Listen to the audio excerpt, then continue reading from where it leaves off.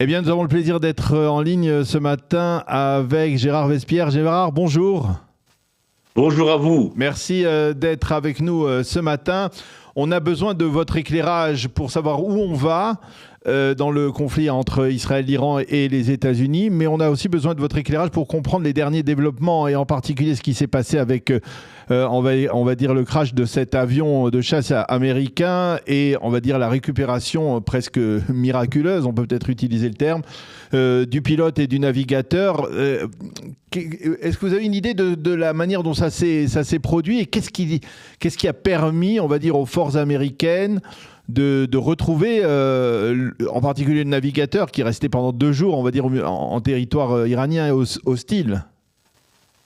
Alors, je pense que si on essaye de reconstituer à l'envers les opérations, pour mener de façon aussi magistrale une opération avec plusieurs avions de transport imposés en territoire ennemi, des hélicoptères, peut-être 100 à 200 commandos des forces spéciales, il a fallu un temps de préparation, de simulation de l'opération.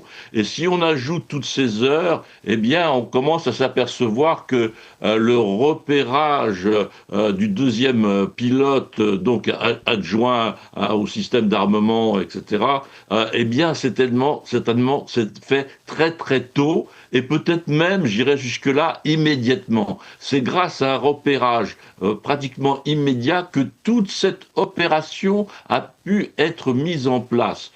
Car les forces spéciales ne se déploient jamais sans une très très minutieuse préparation. C'est vraiment le secret d'une réussite tient dans ce mot préparation, simulation, coordination. Ces 3 mots sont absolument fondamentaux.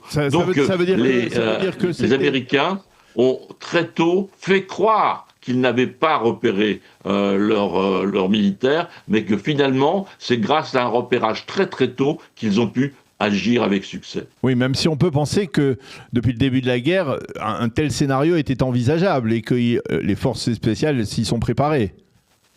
Oui, elles se préparaient, elles étaient très certainement basées au Koweït, mais entre être préparées et puis effectivement rentrer à 100, 150 km au maximum à l'intérieur d'un territoire ennemi, faire des posées d'avions de transport, hélicoptères, etc., il faut connaître le terrain, avoir une coordination entre cette force assez conséquente, n'est-ce pas? Parce que quelquefois, il y a simplement un commando, une dizaine d'hommes qui interviennent. Là, c'était un format beaucoup plus important pour tenir le périmètre et avoir vraiment une bulle qui isolait le pilote et donc pouvoir frapper toute troupe iranienne qui se serait aventurée dans un périmètre défini à l'avance. Donc il y a effectivement le savoir-faire qui est une pratique de tous les jours, mais après il y a s'adapter aux circonstances, une intervention à près de 2 km, 2000 mètres d'altitude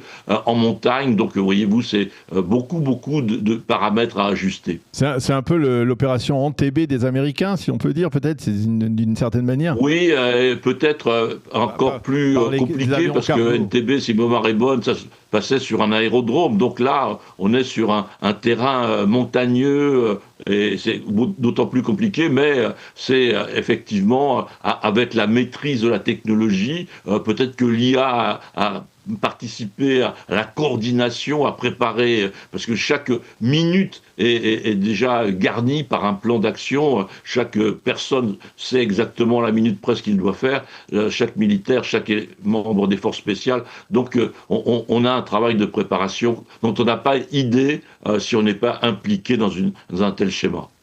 Trump a dit les Israéliens nous ont un petit peu aidés. Vous pensez que les Israéliens ont joué un rôle important, à votre avis, dans ce il y a une contribution, disons que la contribution, la coordination entre les forces américaines et donc Israël, ce sont des dizaines d'années, n'est-ce pas? Donc d'épaule contre épaule.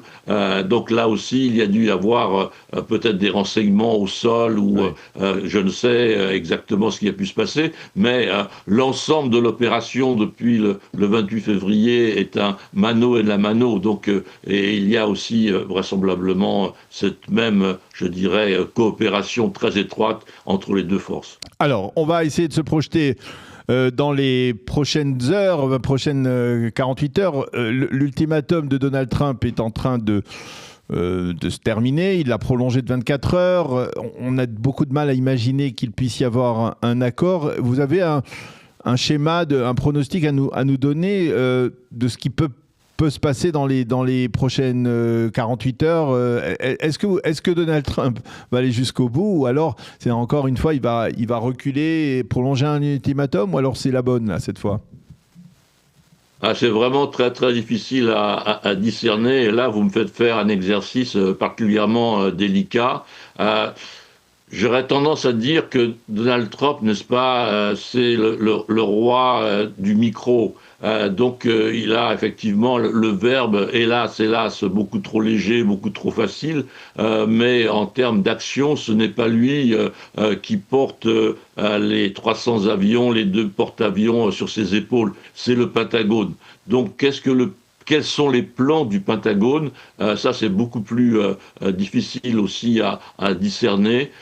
Je dois vous dire que quand on se rend compte de la concentration de force qui a été mise en place entre effectivement 200 chasseurs-bombardiers israéliens, 300 chasseurs-bombardiers américains, les B1 sont venus, B2, B-52, on a du mal à s'imaginer qu'une telle force depuis 5 semaines va simplement aboutir à remplacer un mollah par un général des gardiens de la Révolution. Ouais. Donc j'aurais tendance à penser qu'une telle puissance de feu, un tel engagement dans le temps est destiné à faire tomber in fine le régime. Donc ce qui, je crois, doit attirer notre attention, c'est le deuxième volet de l'opération.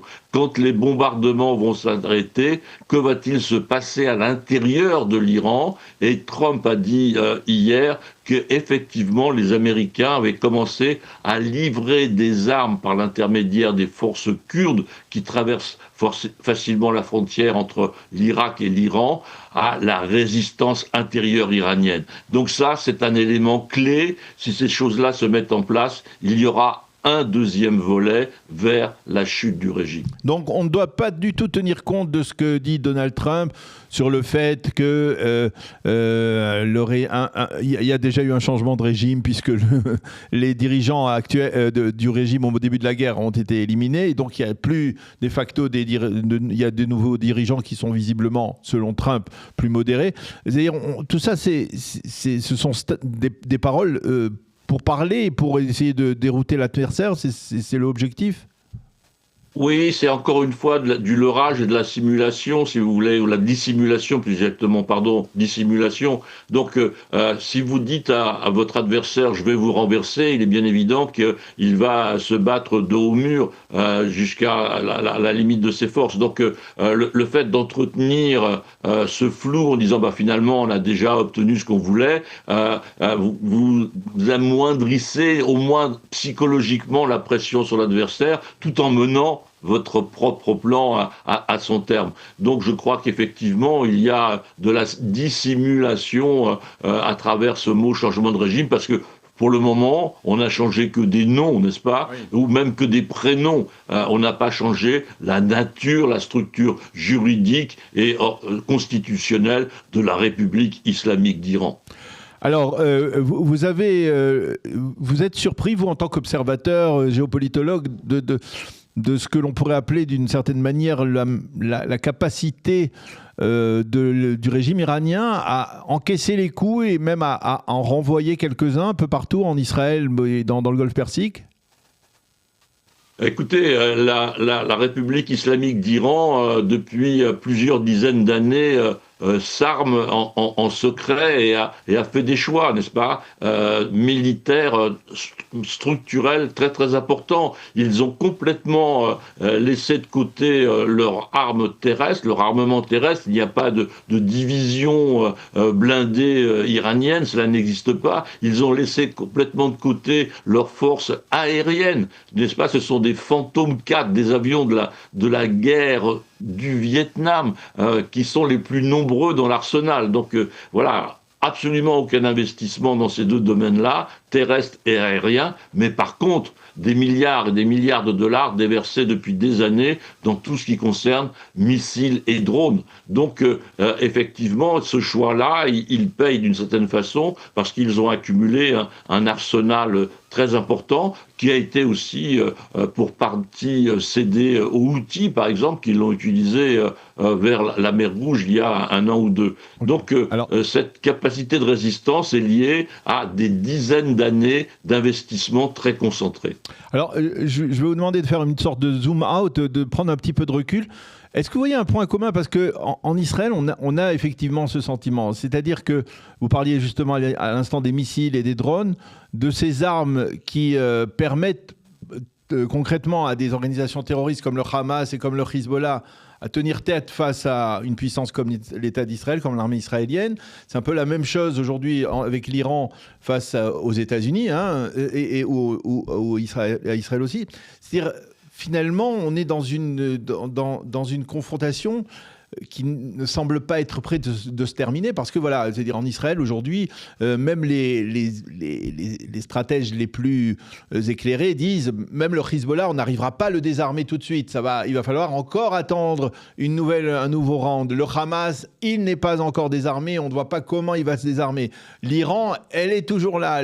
C'est-à-dire tout ce que l'on pensait pouvoir résoudre assez relativement rapidement, on comprend maintenant, tout le monde comprend que ça va prendre beaucoup plus de temps. C'est une nouvelle forme de combat. Je pense qu'il y a un choix à faire entre le vocable des politiques et le vocable des militaires. Les politiques ont effectivement parlé très très tôt de l'éradication, n'est-ce pas? Oui. L'éradication du Hamas, l'éradication du Hezbollah, qui était une ligne directrice. Mais les militaires ont toujours été très très prudents parce qu'ils connaissent la réalité du terrain et la réalité des forces. Donc, ce qui se passe actuellement, c'est que la façon d'aboutir au désarmement de toutes les milices, eh bien, c'est, comme l'on dit depuis des années, couper la tête du serpent. La question à résoudre, en Europe, pendant des années, on disait « il faut aller à Berlin, n'est-ce pas ?» Eh bien là, il faut aller à Téhéran. Il faut que le régime soit renversé pour que, effectivement, les milices Hamas, Houthis, Hezbollah soient asséchés d'un point de vue financier, d'un point de vue soutien, que les gardiens de la révolution soient, entre guillemets, rayés de la carte, parce qu'ils n'auront plus les moyens d'aider les milices extérieures. Donc il y a une action à mener comme Israël le fait, plus, une action en Iran même. Eh bien, Gérard Robespierre, merci beaucoup de nous avoir éclairé sur ces dossiers de l'actualité brûlante, à la fois sur ce qui a pu se passer pendant les 2 jours où ce pilote navigateur américain était au sol dans l'espoir de retrouver les Américains qui sont venus le sauver, effectivement. Et merci aussi pour les perspectives, même si, effectivement, il faut être prudent. On ne sait jamais avec Donald Trump. Merci de vos éclairages. À bientôt, Gérard. À bientôt. Merci. Merci Daniel, au revoir.